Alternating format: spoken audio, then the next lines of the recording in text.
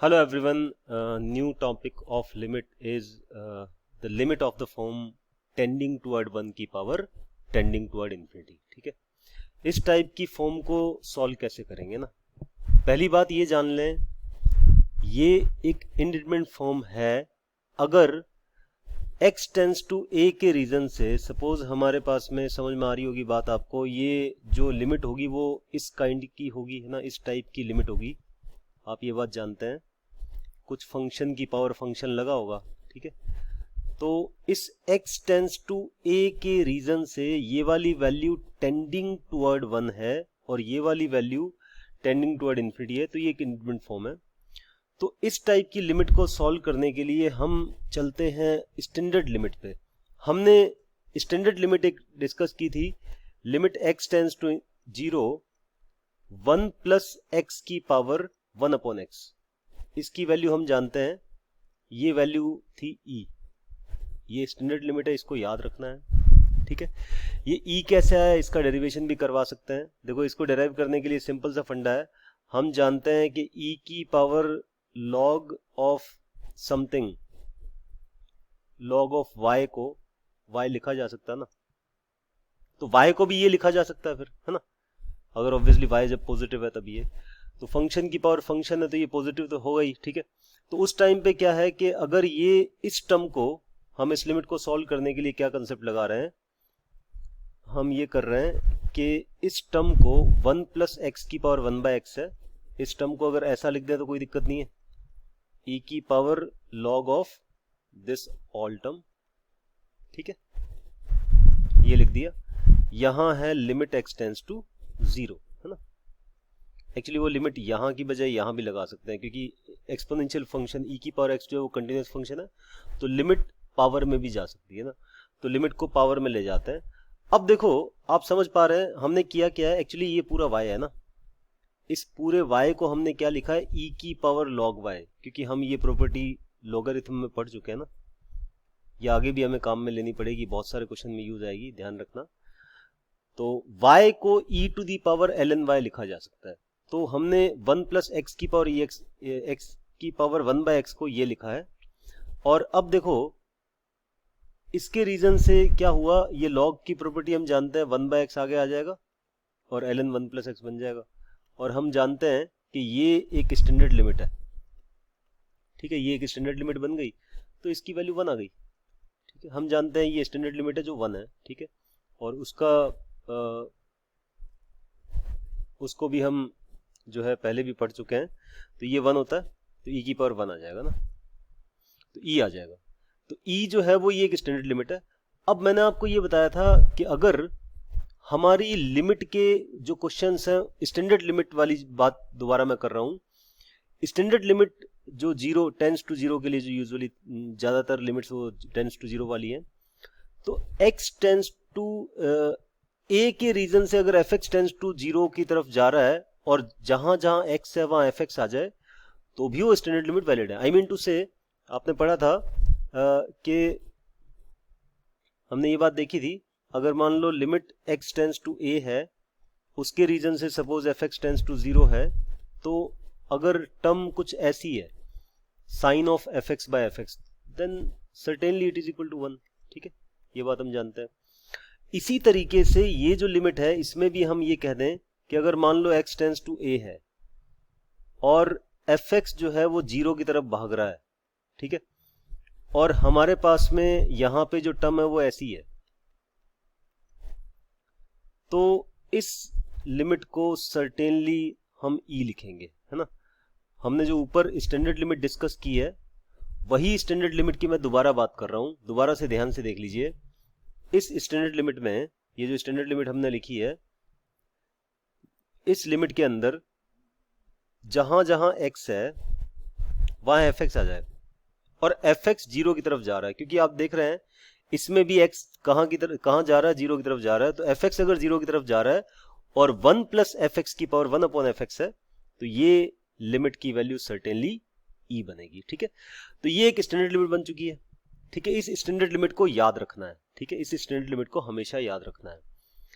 अब मान लो कि ना ऐसा नहीं है, है ना, यहाँ पे कुछ fx नहीं है, यहाँ कुछ और चीज है ना, यहाँ कोई और फंक्शन आ जाए, 1/fx नहीं है, सॉरी, यहाँ मान लो fx है, fx 0 की तरफ जा रहा है, आप समझ पा रहे हैं, और यहाँ पे 1/fx की जगह कोई और फंक्शन है, ठीक है। तो हम ऐसी लिमिट कैसे इवेल्यूट करेंगे, ठीक है। आप देख पा रहे हैं ये तो एक स्टैंडर्ड लिमिट बन गई है, ठीक है ना। अब ऐसे मैं कई सारे क्वेश्चन बना सकता हूं, जैसे सपोज मैंने एक इस स्टैंडर्ड लिमिट पे बेस्ड क्वेश्चन ऐसे बनाया जा सकता है, लिमिट x टेंड्स टू से पाई 1 प्लस साइन एक्स की पावर cosec x, ये क्या बनेगा? ये तो स्टैंडर्ड लिमिट का क्वेश्चन है बच्चों, क्योंकि x जब पाई की तरफ जाएगा तो ये 0 की तरफ जाएगा और इसका रेसिप्रोकल ऊपर बैठा है, यही तो रिक्वायरमेंट है, यहां fx हो यहां 1/fx हो, तो ये स्टैंडर्ड लिमिट है जो e बन गई है। सॉल्व करना ही नहीं है, बिना सॉल्व किया आ गया, ठीक है। और भी हजारों क्वेश्चन बनाया जा सकता है ना। देखो और देख लेते हैं एक दो। लिमिट x टेंड्स टू से π/2 लो, cos ले आते हैं अब, ठीक है। 1 प्लस थोड़ा सा इसको चेंज भी करते हैं ना, ये cos x है, ताकि आपको ये कंसेप्ट क्लियर हो कि हम क्या करने वाले हैं fx की पावर gx में। मान लो यहाँ पे सीकेंट x ही है ना। अब देखो अगेन π/2 रखने पे क्या हो रहा है, cos तो 0 की तरफ भाग रहा है और ये सीकेंट जो है वो इन्फाइनाइट की तरफ जा रहा है ऑब्वियसली, और cos का रेसिप्रोकल सीकेंट है, बट यहाँ पे 2 cos x है, तो यहाँ भी 2 cos x का रेसिप्रोकल होना चाहिए, पर 2 नहीं है। तो क्या किया जाएगा इस क्वेश्चन के लिए, आप है ना इसको पहले ऐसा काम करेंगे, इस तरीके से रिप्रेजेंट करेंगे, limit x tends to π/2 1 plus 2 cos x, और यहां पे 1/2 cos x बनाएंगे। अब 1/2 cos x बनाने का मतलब आपको 2 ऊपर मल्टीप्लाई करना पड़ेगा ना। देखो इस टर्म को ओवरऑल हम ऐसा लिख रहे हैं, चलेगा ना।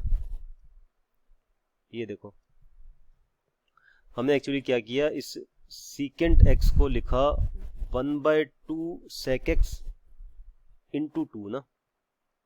अब इस 1/2 sec x को 1/2 cos x लिखा है। ऐसा लिखने का मेरा रीजन यही है कि ये जो लिमिट है, ये लिमिट आपकी इस फॉर्म में कन्वर्ट हो जाए। 1 प्लस fx की पावर 1/fx है, तो ये एक स्टैंडर्ड लिमिट है जिसकी वैल्यू e है, ठीक है। तो यहां और कंडीशन क्या है, x टेंड्स टू a के रीजन से fx must tend toward 0, therefore ऐसा यहां पे हो रहा है, आप देख पा रहे हैं। अगर x को π/2 की तरफ ले जाओगे तो ये टर्म 0 की तरफ जाएगी और इसका रेसिप्रोकल पावर में बैठा है, तो इसका मतलब ये एक स्टैंडर्ड लिमिट है। हम जानते हैं 1 प्लस fx की पावर 1/fx है, तो ये एक स्टैंडर्ड लिमिट है जिसकी वैल्यू e होती है। तो हमारे इस क्वेश्चन का आंसर क्या आ जाएगा बच्चों, e का स्क्वायर, ठीक है। ये e का स्क्वायर बन जाएगा, तो यही आंसर है। तो ये कंसेप्ट अब हम चाह रहे हैं कि कोई और लिमिट हो जिसमें fx 1/fx ना दिखे, ठीक है, हमें 1/fx बनाना पड़े, ठीक है। बिना बनाए भी काम होगा, है ना, वो हम इस चीज को यूज लेके हम काम करेंगे ना, यानी ये स्टैंडर्ड लिमिट जो e है इसको यूज लेके हम क्वेश्चन को सॉल्व करना सीखेंगे। अब हम जानते हैं कि उस टाइप के क्वेश्चन में क्या करना है। आई मीन टू से कि अगर हमारे पास में सपोज ये इस टाइप की लिमिट दिख रही है आपको ना, limit x tends to a fx की पावर gx है, ध्यान से समझिएगा, fx की पावर gx है, ठीक है। ध्यान से देखना, अगर मान लो x टेंड्स टू a के रीजन से fx तो भाग रहा है 1 की तरफ, क्योंकि ये इंडिटरमिनेट फॉर्म में 1 की पावर इन्फिनिटी की बात ही मैं कर रहा हूं। fx जा रहा है 1 की तरफ और gx जा रहा है इनफाइनाइट की तरफ, ठीक है। मतलब x टेंड्स टू a के कारण a कुछ भी हो सकता है, 0 पाई π/2 कुछ भी, है ना। तो fx 1 की तरफ जा रहा है, gx इनफाइनाइट की तरफ जा रहा है, तो इस लिमिट को सॉल्व करने के लिए हमें क्या करना है, इस लिमिट को ऐसा लिखना है। अब इस लिमिट को ऐसा क्यों लिखना है वो आगे जानते हैं। इस लिमिट को लिखना है e की पावर, यहां पे आप लिमिट लगा दें x